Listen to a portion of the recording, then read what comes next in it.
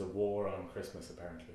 You can go to jail now for not calling it Winterville or the Winterfest secular non-denominational bonanza.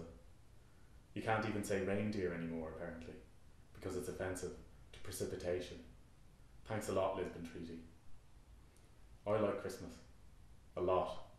So I'm naturally concerned. But then on the other hand, if the war on Christmas goes as well as the war on drugs or the war on terror, then maybe Christmas doesn't have too much to worry about.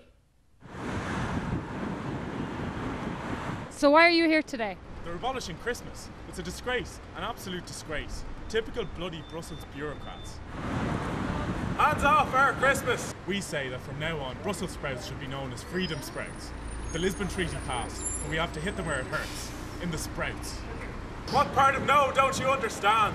There's a national campaign going, there's a whole programme behind us. We're releasing a charity single as well, so hopefully everyone will go out and buy that. It's called Let Freedom Sprout. I wish it could be Christmas every day is a very tempting, yet ultimately self-defeating idea, like Leninism.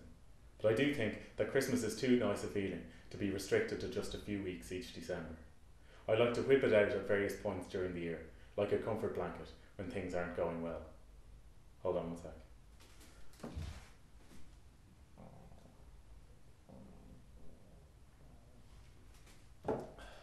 That's better.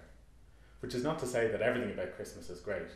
In summer or early autumn, you can cling to the lovely aspects of Christmas without considering the negative ones.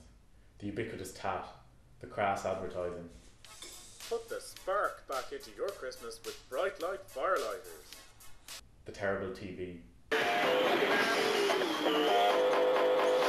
having girl problems, I feel bad for you, son. I got 99 problems, but a bitch ain't one. Hit me. Hi, come in. In your zapper toes, you celebrate the minute you. This is it, I suppose.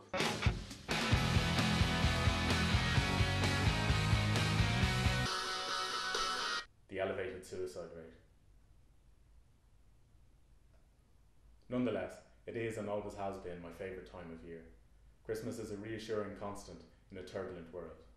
Well, a reassuring constant apart from one critical moment in one's life.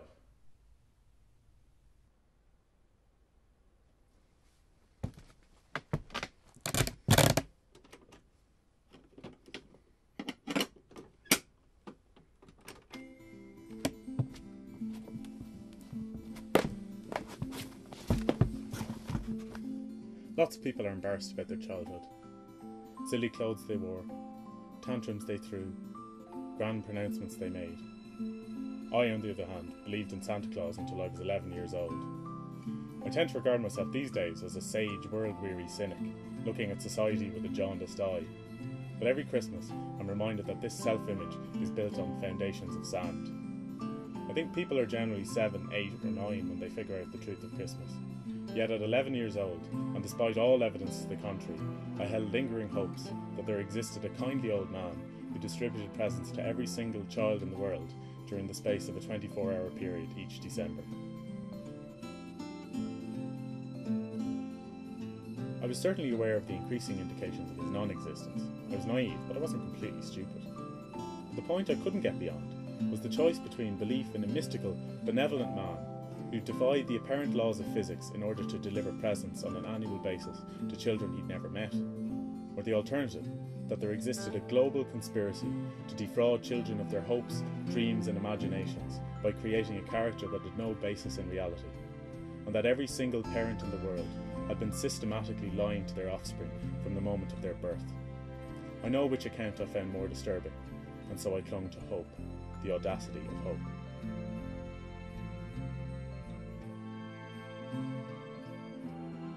Though in fairness to myself, having been brought up in a relatively religious background, my credulity towards mystical figures, seemingly capable of performing feats that defied all laws of the physical world as I'd experienced it, had already been somewhat relaxed.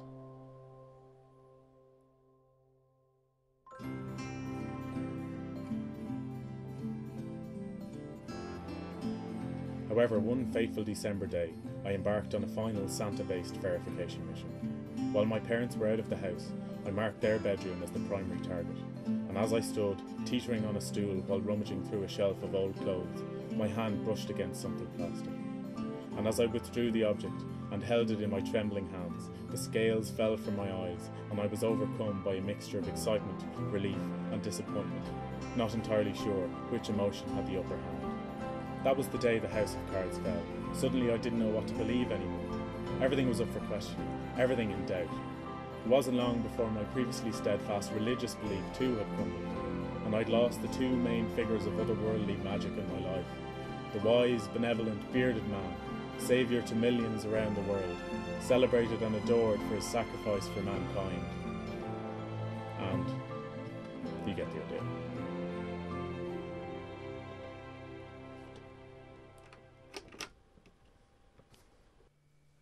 Blah blah blah. Cloying sentimental nonsense. If Christmas didn't exist, capitalism would have to invent it.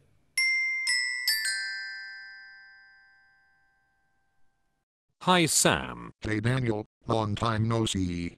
Yeah, been very busy with work. The Christmas rush. Exactly. Can't complain though. Christmas toy voice work is putting my kids through college. How are you getting on? Not too bad. I got that electronic battleship job. Congrats. B5. Miss. D7. Hit. F12. Miss. Excruciatingly boring. I wanted to shoot myself by the end. Still, it's subsidizing the one-man show I'm putting on at the Hen and Chickens Theatre in February. Excellent. Will you take it to Edinburgh? I hope so. It makes all this retarded voice work worthwhile. At least we are not doing girls' toys. You have nice hair. I love you. I thank my lucky stars every day I haven't been programmed with a female voice algorithm. I've had a couple of stinkers this Christmas though. I got a gig doing one of those friendly robots. Hello, 2 multiplied by 7 is 14. I want to be your friend. Embarrassing stuff. The kids laughed that crap up though. I know, it's beyond demeaning. I don't understand it. Do they seriously believe that an inanimate battery-powered object wants to be their friend? Exactly. Stupid c***s.